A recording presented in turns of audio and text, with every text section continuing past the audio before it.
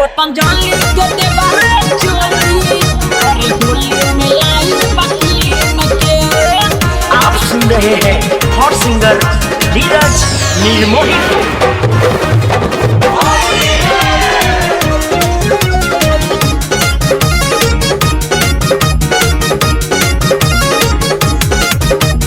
सुन बलमुआ साया सारी भले बस करी छीन के हो बलमुआ साया सारी भले बस करी छीन के। पतंजलि के देवरा चोली अस होली में लाई बकीन के। पतंजलि के देवरा चोली अस होली में लाई बकीन के। सुन बलमुआ साया सारी भले बस करी छीन के हो बलमुआ साया सारी भले बस करी छीन के। पतंजलि के देवरा चोली अस होली में लाई बकीन के। पतंजलि के देवरा चोली अरे होली में लाई बकीन के।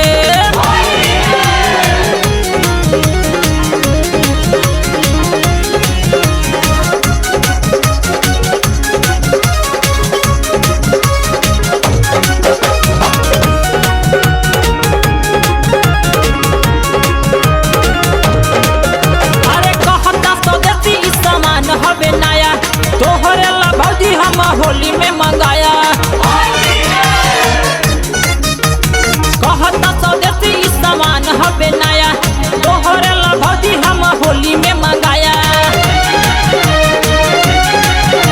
के पहिरा नहीं खतरा रही हरदम बनल तहर जतरा रही। अरे जो बन तोहर बाहर न आई ताजा रही मशीन में।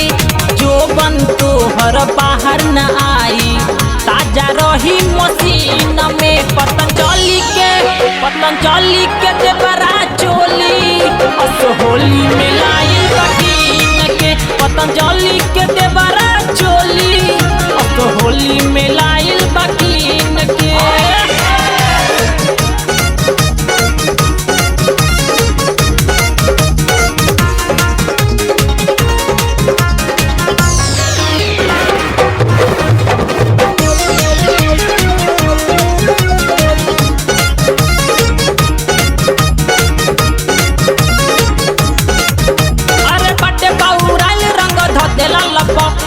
होली में रहेला देवरा चोली से चपक के। अरे बाटे बाउराइल रंग धदेला लपक के होली में रहेला देवरा चोली से चपक के। हुनवा पाना बात कर कुछ का तू इलाज कर।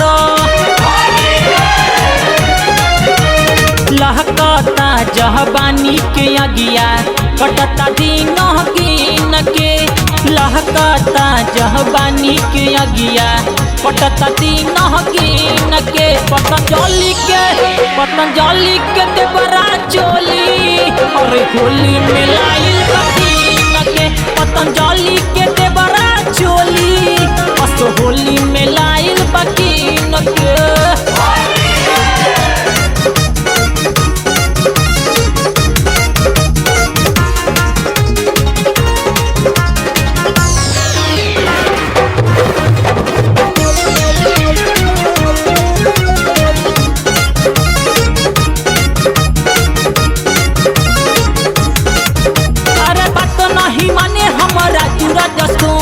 संजय बाबू पहले बारे काहे चोना चोनी